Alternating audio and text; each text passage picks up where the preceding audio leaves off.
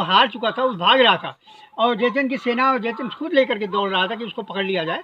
लेकिन उसी बीच अचानक एक तीर आया जो उसकी आंख में लग गया और उसके बाद उसकी मृत्यु ही समझिए कर दी गई।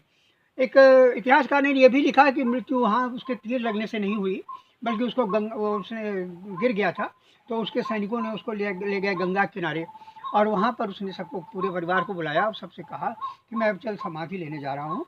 तो गंगा जी में उसने जल समाधि ली।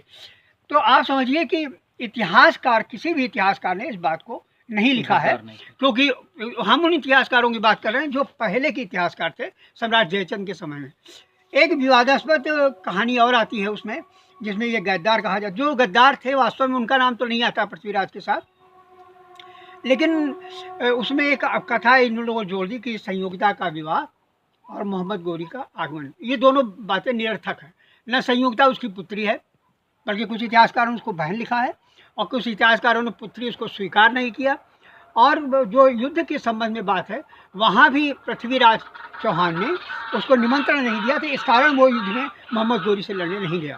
तो ये जो प्रसंग है, युद्ध लड़ने नहीं गया, इस पर ये कहते हैं कि वो गद्दार है, जबकि ऐसा नहीं है। उससे बड़े बड़े गद्दार और थे और पृथ्वीराज चौहान स्वयं ही गद्दारी का काम किया, जिसने कि जयचंद का साथ किसी वक्त में दिया, जबकि दोनों मौसेरे भाई थे, लेकिन आपस में तनाव इतना ज़्यादा था।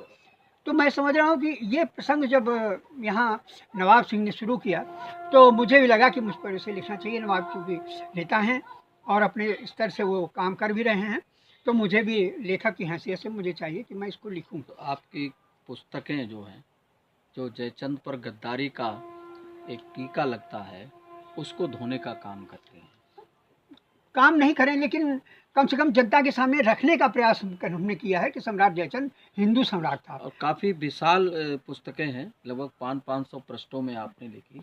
लगभग इनको लिखने में कितना समय आपको लगा? हमारा अंदाज कि फुट नोट्स हम तैयार करते रहे, लेकिन लिखने में हमको लगभग 6 महीने 7 महीने के करीब लगा। हम धीरे धीरे, क्योंकि अब इतना मेहनत तो कर नहीं पाते कि हम एक साथ 1 महीने 1.5 महीने में बैठ के लिख लें, तो धीरे धीरे लिख करके हम वो संकलित करते रहे और सभी की सूची हमने उसमें दिया भी है किताब के पीछे कि किन किन संदर्भों से मुझे वो मिला है।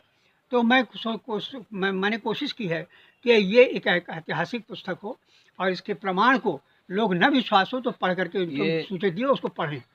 आप थोड़ा सा ये और बता दीजिए, अगर आपकी पुस्तकें कोई ये पढ़ना चाहता है तो ये कहाँ से वो प्राप्त कर सकते हैं, कैसे उनको मिल सकते हैं? देखिए, सबसे ज़रूरी ये है कि अमेज़न से खोज करें